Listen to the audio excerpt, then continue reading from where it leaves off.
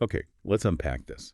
Imagine a moment when, well, the world holds its breath. Headlines are screaming and you're scrambling for answers.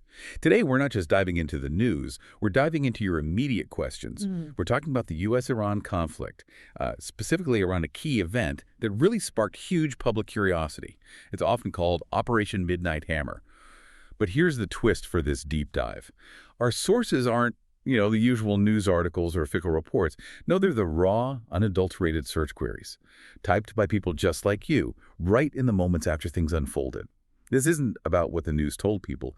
It's a fascinating, almost real-time snapshot of what people urgently wanted to know, what worried them, what questions were really top of mind. Yeah, what's truly fascinating here is how these queries give you a direct, unfiltered pulse of public concern. It really is. It's kind of a shortcut to understanding the collective mind in a crisis. You see exactly what someone hit enter on in that crucial, uncertain moment. It reveals those immediate anxieties and really urgent information needs.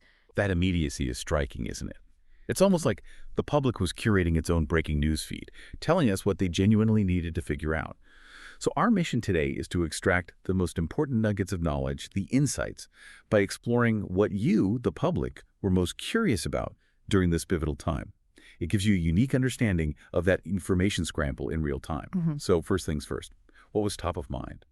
Well, unsurprisingly, it was the raw fact of the event itself. Searches like U.S. bombs Iran or U.S. attacks Iran. Very stark, very direct. But what's maybe more telling is how quickly a specific name, Operation Midnight Hammer, and just Midnight Hammer, became linked with the action. It wasn't just any attack. It was this specific named operation that people latched onto. Exactly. And if you look at the frequency of terms like Trump bombs Iran or us bombed Iran, even did Trump bomb Iran today, it highlights more than just, who's responsible. It shows this real-time, almost minute-by-minute hunger for confirmation, for immediacy. It's not just who, but trying to verify it, put it in context with the current leadership.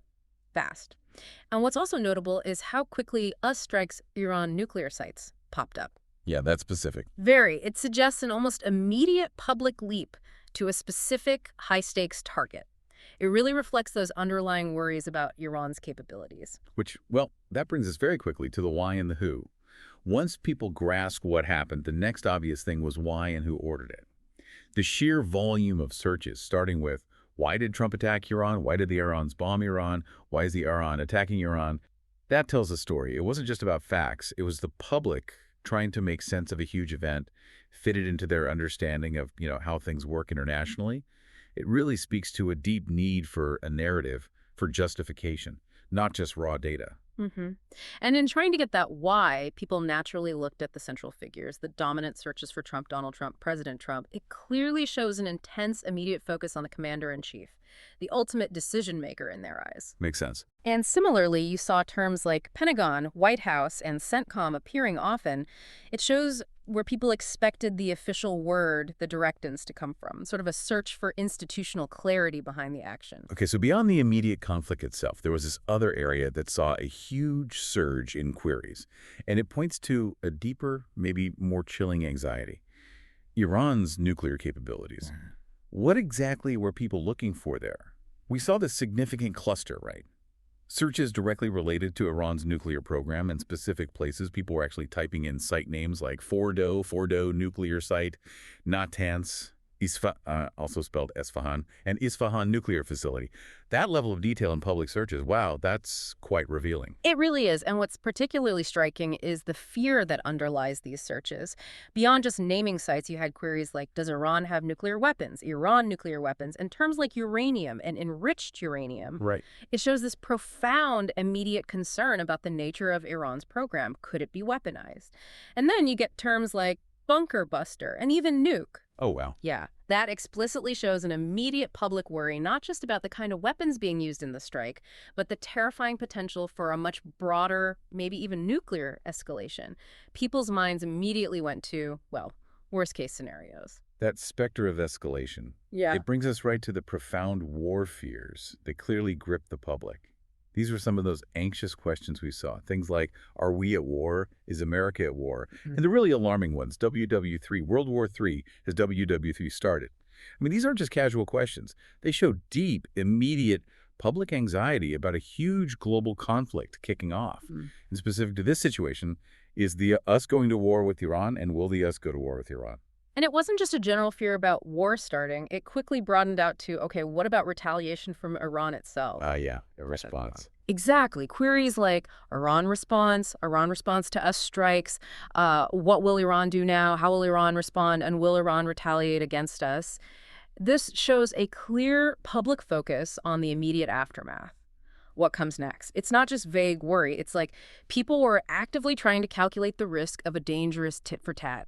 What are the implications? Almost gaming out scenarios in real time. And beyond the immediate battlefield, people were also, interestingly, quite focused on the political side of things, the regional context. For instance, there was this critical layer of curiosity about the political process back home.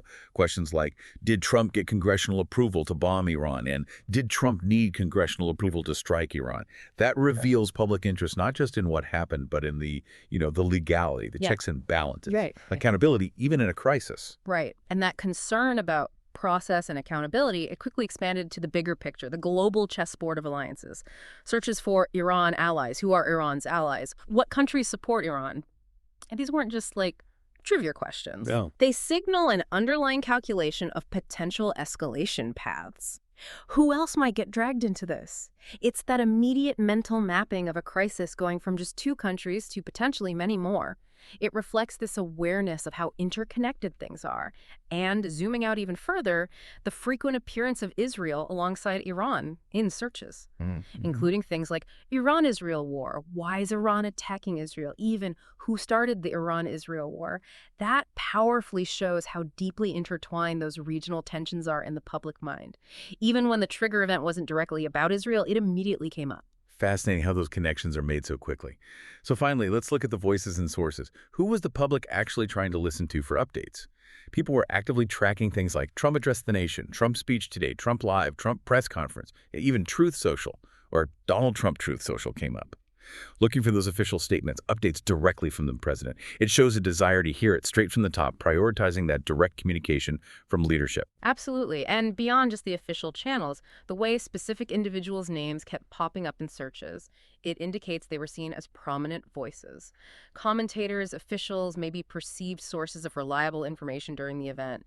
The public was actively seeking perspectives from names like Pete Hegseth, Dan Kane, often with General Dan Kane, Jennifer Griffin, Saida Basarachi, Barack Ravid, Mike Lawler, Nancy Pelosi. The real mix there. A very diverse list. Aaron David Miller, Mark Kelly, and Mark Wayne Mullen. It shows people were casting a really wide net, looking beyond just the official statements to figure out what various public figures were saying, trying to piece together a fuller picture. So, okay, what does this all actually mean for you listening?